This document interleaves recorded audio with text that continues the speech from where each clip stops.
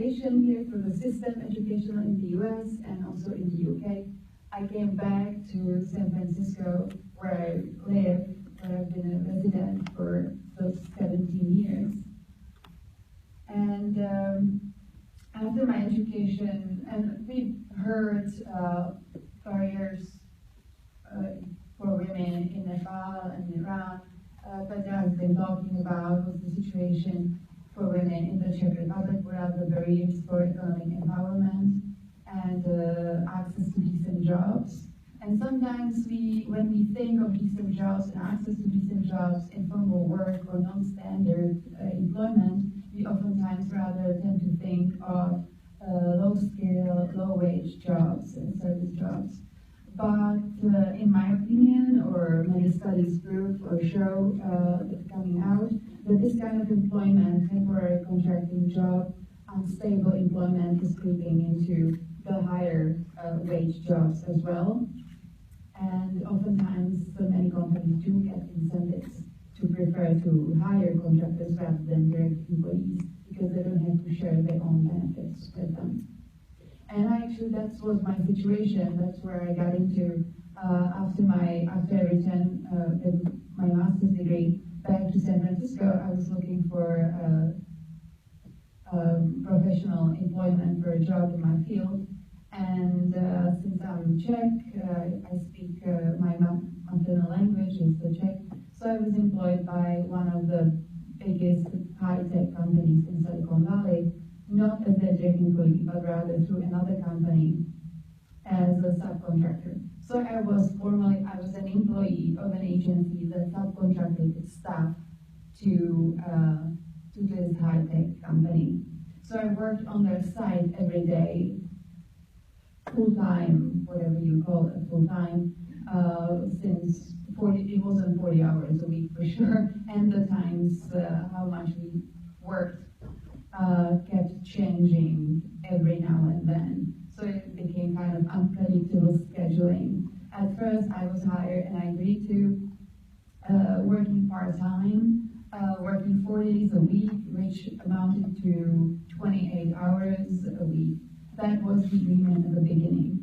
But soon after, a few months later, suddenly we got an announcement. It always came out of the blue. Suddenly a manager came into our room and said, well, from next week on, we have a new policy, and everybody who's been working here for 9 months, straight for 9 months, will be pushed into unpaid 3 months leave, and after 3 months you can come back.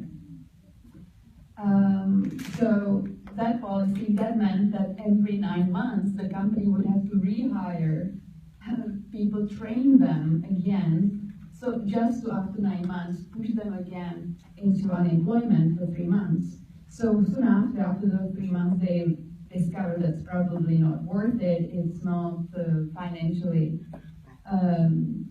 profitable. So they canceled. They canceled that policy, and we were back again after 3 months working. So then for some time, the situation stabilized. Soon after, we were told again that flexible times are over, and you now had to work full time, which amounted to 35 hours a week.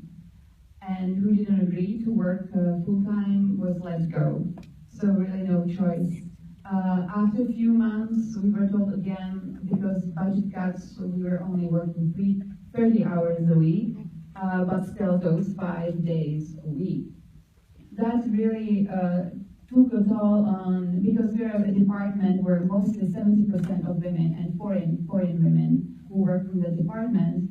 And oftentimes I could see the time schedules, they had impact on, especially on single mothers who had to, out of the blue, start rearranging daycare or babysitters for their children to take care of. And actually one of my colleagues who was a single mother,